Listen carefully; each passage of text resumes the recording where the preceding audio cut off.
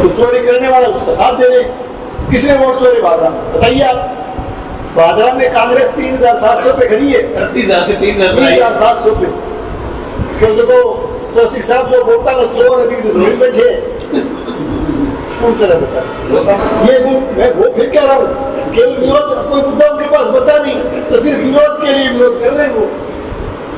पर मैं कहना चाहता हूँ भादरा में मुझे कुछ साथी मिले, कुछ पुराने साथी मिले मुझे मजाक में। अब वो एक बहना सा लेके घूम रही थी, दुआ सलाम नमस्ते हुई तो कहते साहब वोट चोरी। मैंने कहा भाई आप भादरा को ले लीजिए, आप क्यों जाते हो भादरा में वोट चोरी का किस पे आरोप लगाते हो? हमने तो की नहीं वोट चोरी, तुम्हारे लाल झंडे वाला करके लेके गए वोटों की चोरी। तुम लोग 3,700 पर आ गए तो तुम्हारे वोट चोरने वाला उसका तो तुम नाम लेते नहीं हो।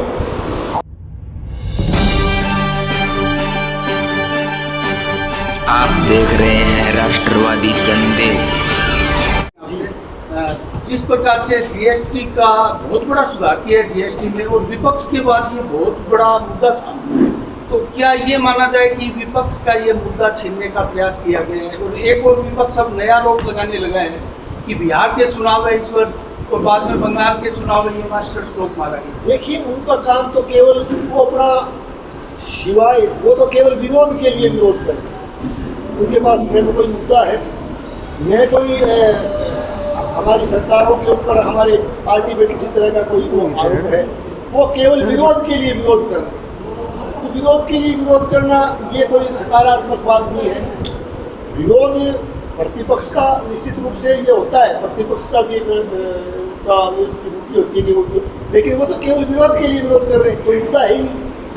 और जहाँ तक जीएसटी का सवाल है, वो तो विरोध की बात कर रहे हैं। पूरा देश इसका शानदार स्वागत कर रहा है, बहुत बड़ा वेलकम कर रहा है इस पैसे। इस सुधार से कहीं ना कहीं व्यापारियों को बड़ा फायदा है, आम उपभोक्ताओं को है।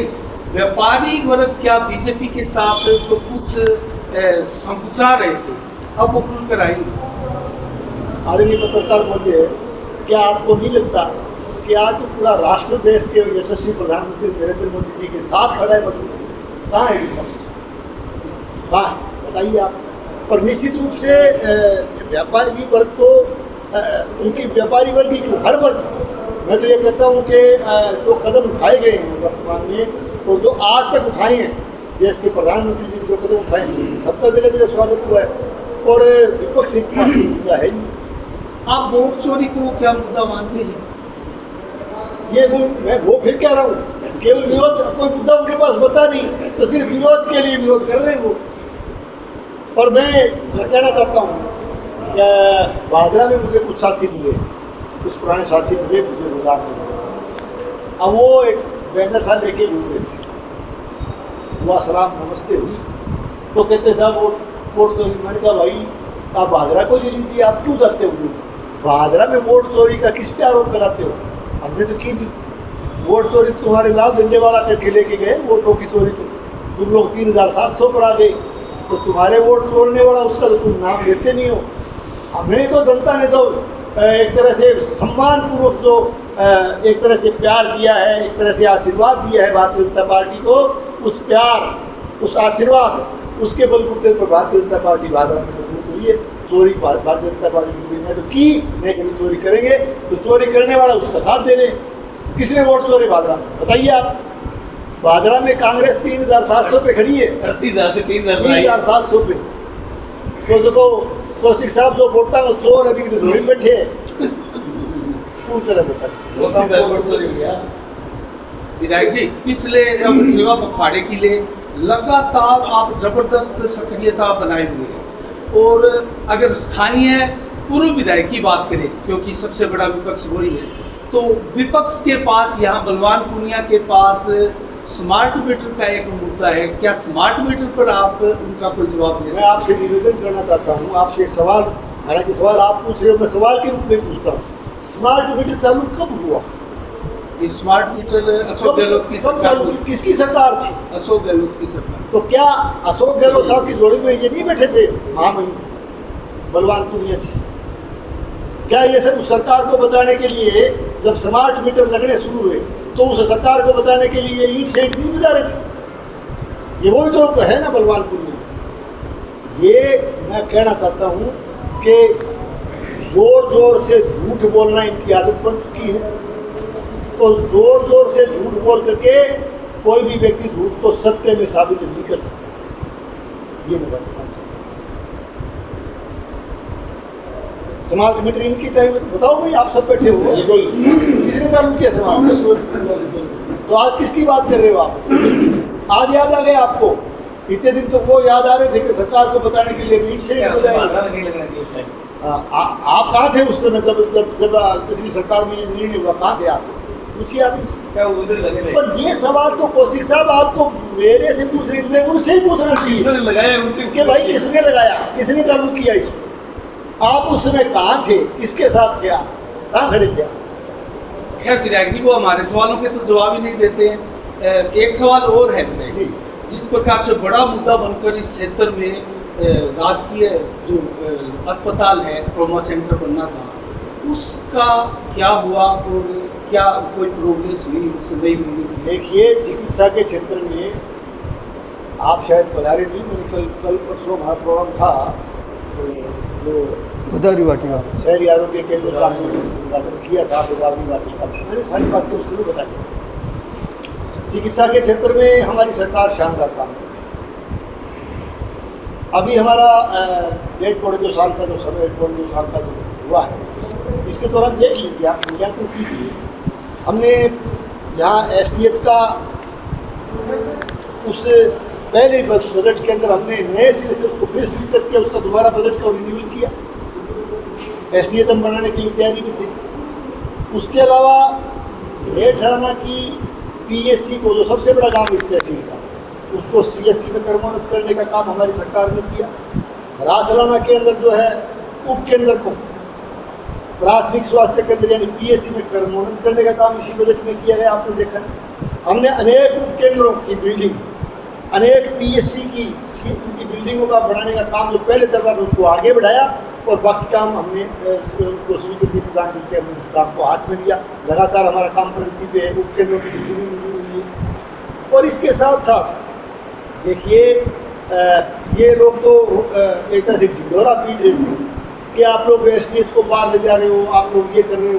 अनर्गल बातें, तथ्यहीन बातें, आधारहीन बातें ये लोग कर रहे थे। लेकिन असलियत इससे हटके कि हमने जनता को राहत प्रदान करने के लिए एक तरह से शहरी आरोग्य के जिसको जनता करने का हम भाषा में बोलते हैं, हमने 3 यहाँ मंजूर किए। एक आपका हमने पिछले दिनों चालू किया, एक परसों हमने गोदावरी वाटिका में चालू किया, एक हम गणेश प्रवास में एक और चालू करने जा रहे हैं। और उसमें ये नहीं है कि केवल नाम के लिए, उसमें एक MBBS डॉक्टर बैठ रहा है, 2 उसमें GNM बैठे हुए हैं, एक ANM की पोस्ट है, एक फार्मासिस्ट बैठ रहा है, उसके अंदर एक स्पोर्टिंग स्टाफ और कुछ श्रेणी कर्मचारी है, यानी 7 का स्टाफ है। और बाकायदा चालू आप पूछिए इनके बोले, बाकायदा कल से कितने लोग इलाज के लिए आ रहे हैं। तो हमने बोलो भाई उसको, उस प्रबंध को हमने करने का काम हाथ में लिया। और इसके साथ साथ डायलिसिस की व्यवस्था आपके SDH की ठीक है। पहले डायलिसिस किडनी रोग की वजह से लोगों को जाना पड़ता था, हमने डायलिसिस चालू करवाया। हमने यहाँ अल्ट्रासाउंड, जिसको सोनोग्राफी बोलते हैं, उसके लिए जनता को जो प्राइवेट क्लिनिकों पे जाना पड़ता था, 1000-1200 रुपये लगते थे ना। आज हमने आगरा में पिछले दिनों अल्ट्रासाउंड सोनोग्राफी की का काम, उस मशीन को हमने चालू किया है। उसका हमने बाकायदा उसमें BPL चयनित के लिए उसको फ्री किया है, गर्भवती महिलाओं के लिए फ्री किया है, और आम आदमी के लिए भी उसको सुविधाजनक बनाया है। तो ये सारी बातें हमने स्वास्थ्य और चिकित्सा के क्षेत्र में की है। टाइम तो अभी 1.5-2 साल ही हुआ है ना, कर रहे हैं हम अच्छा काम हमने। और दूसरी चीज़ ये, फिर मैं कहना, जिस तरफ आपने मुझे सवाल पूछा, जिस तरफ आपने मेरा ध्यान आकर्षित किया है, SDH की बिल्डिंग के लिए हम तैयार थे। चूँकि SDH में जो पुरानी हमारी CSC हुआ करती थी, वहाँ SDH को बनाना संभव इसलिए नहीं हुआ क्योंकि जो नॉर्म्स थे, जो गाइडलाइन थी, उसमें वो जगह 1/4 थी, वो जगह कम पड़ रही थी। तो जब जगह की बात आई तो आपकी जो जगह पूरे आप देख रहे हो कि कॉलेज की पिछली सरकार में, जब हम सरकार में थे, तो हमें कॉलेज राजपुरा से आगे जाके उस भीड़ में बनाना पड़ा क्योंकि जगह हमारे पास अवेलेबल नहीं थी। अब चूंकि वहाँ कोई जगह उनके दूरी की वजह से जो टीम आई स्वास्थ्य विभाग की, उनका ये दूरी ज़्यादा है, तो फिर भामाशाह और दान, मैं आभारी हूँ भामाशाह और दानदाताओं को उन्होंने ज़मीन उपलब्ध कराई। लेकिन चलो कुछ भी कारण रहे होंगे, मैं उस पर नहीं जाना चाहता। कुछ लोग जो है कोर्ट में उस बात को लेकर चले गए, और आज चूँकि मैं लंबी चौड़ी टिप्पणी इसलिए नहीं करूँगा क्योंकि मामला माननीय उच्च न्यायालय में विचाराधीन है, और अभी जैसे ही माननीय उच्च न्यायालय का फैसला आएगा उसका हम वेलकम करेंगे, और फैसला आने के तुरंत बाद शानदार भवन जो है स्टेज का हम बनाएंगे। निश्चित रूप से देखिए, एक और सवाल मेरा है, चिकित्सा और शिक्षा में निश्चित रूप से आपने क्रांतिकारी विकास कार्य किए और कर भी रहे हैं, आगे भी संभवतया करेंगे। लेकिन मानसून सत्र बीता है, अभी भारी बरसात हुई है पूरे देश में, यहाँ भी हुई है, और कुछ सड़कें, जैसे मैं अगर जिक्र करूँ तो नगर पालिका के आगे से या फिर ईदगाह से और सरकारी अस्पताल तक यहाँ सड़क बिल्कुल टूटी हुई है। और जो पिछले अंतिम वर्ष में बलवान पूनिया ने बहुत सी सड़कें बनाई थी गाँव में, वो लिंक रोडें भी टूट चुकी है। तो क्या सड़कों के ऊपर कार्य हो? सड़कों के लिए देखिए, हमने पिछले बजट में चालू वित्त वर्ष में भी हमने मशीन लिंक सड़कें दी है, पिछले में भी दी थी, और इस बार सड़कों का तो एक नवीनीकरण, जो क्षतिग्रस्त सड़कें थी हमारी, उनका नवीनीकरण, सुदृढ़ीकरण, चौड़ाईकरण का काम भी हमने बड़े पैमाने पर स्वीकृत किया है, और उसके टेंडर भी हो चुके हैं, बहुत जल्दी उनका काम चालू करेंगे। और रही बात जैसे आपने बारिश की का जिक्र किया, प्राकृतिक आपदा एक तरह से अतिवृष्टि महसूस की गई, और उसकी वजह से हमें परेशानी भी आई। हमें नहरों की रखवाली भी करनी पड़ी, नहरें भी हमारी इतना पानी पीछे से आ गया कि उसको भी हमने संभाल के उसको भी मेंटेन किया, उसके लिए भी व्यवस्था की।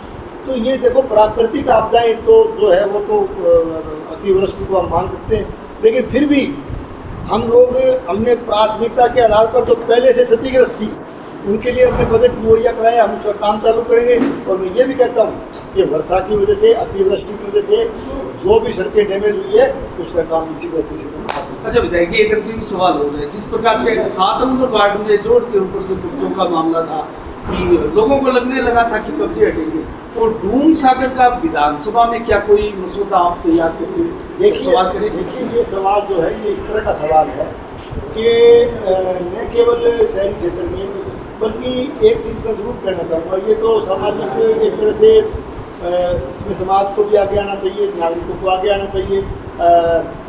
ये कह सकता हूँ मैं कि इसमें गांव में भी आप देख सकते हो, कस्बों में भी आप देख सकते हो कि अतिक्रमण की प्रवृत्ति, जो परंपरागत जल स्रोत हुआ करते थे, जो पुराने बरसात के पानी की निकासी के जो साधन हुआ करते थे, जोड़, तालाब, गिनानी, इस तरह से उसके नाम हम लोकल भाषा में बोलते थे, उन पे ये तो निश्चित तौर से इस बात को नकारा नहीं जा सकता कि काफ़ी सालों से आप देख रहे हो कि उसमें अतिक्रमण की प्रवृत्तियाँ बढ़ती गई। लोगों ने जोड़, तालाब, उन पर मिट्टी की भर्ती करके उस पर प्लाट बना लिए, अपना आवास जो भी बना लिया, तो उससे आप देखिए पानी की निकासी तो उस ज़माने में भी तो होती थी, और पानी की निकासी गाँव में, शहरों में, कस्बों में कोई किसी को डूम सागर बोल देते थे, किसी को कोई जोड़ा बोल देते थे, किसी को कोई तालाब या किसी को गिनानी बोल देते थे। ये तो एक लैंग्वेज का फर्क था, बोलने का नाम उसका अलग था, लेकिन पानी निकासी के वो स्रोत थे, उनको एक तरह से उन पर अतिक्रमण होना ये भी एक कारण है कि जल भराव होता है। अब रही बात ये कि जो मुद्दा इस वार्ड का आप जिक्र कर रहे हो, क्या वहाँ अतिक्रमण नहीं हुआ? क्या वहाँ जोड़ तालाब नहीं था? अब ये चीज़ें अगर हम लोग धीरे धीरे समाज में इसमें जागृति पैदा करनी पड़ेगी, जन भावना पैदा करनी पड़ेगी, जनता को इसमें आगे आना पड़ेगा, और निश्चित तौर से पुराने हमारे जल स्रोत है या पानी निकासी के जो हमारे पुराने जो बने हुए हैं साधन, उनकी तो हमें रखवाली भी करनी पड़ेगी, उनके लिए हमें कुछ आगे आगे काम भी। डूम सागर को लेकर मुद्दा उठाएंगे क्या? देखिए, ऐसा है, मोची मोहल्ला में आप अब तो लाइव प्रसारण आता है विधानसभा का, जब भी सेशन चलता है, और आपने देखा होगा कि मैं हर सेशन में मेरी तरफ से पूरा सक्रिय रहकर के मैं शिवा की समस्या को उठाता हूँ और आगे भी उठाता हूँ। विधायक जी, सुबह वार्ड नंबर 11 के लोग जो नंबर 65 है सावर रोड, वहाँ का लोगों ने मुद्दा उठाया है, पार्षद भी वहाँ मौजूद थे, वहाँ के कह रहे हैं ठेकेदार वो टेंडर हो गया, वर्क ऑर्डर भी हो गया, काम शुरू नहीं हो रहा, 6 महीने हो गए। करवाया काम। देखिए, ऐसा है कि वो बरसात की ऋतु थी, तो काम वो प्रगति पे है। आप दुगराना रोड की बात कर रहे हो, और ये 65 से आगे 65 से आगे कल्याण भूमि का गाँव नहीं आ रोड हाँ तो ये रोड तो वही है ना, मैं समझे टेंडर वो है इसका, बहुत जल्दी इसको करवा दो, बहुत जल्दी करवा दो। ये रोड आपको मिलेगा तो वो भी इसका। बहुत बहुत धन्यवाद।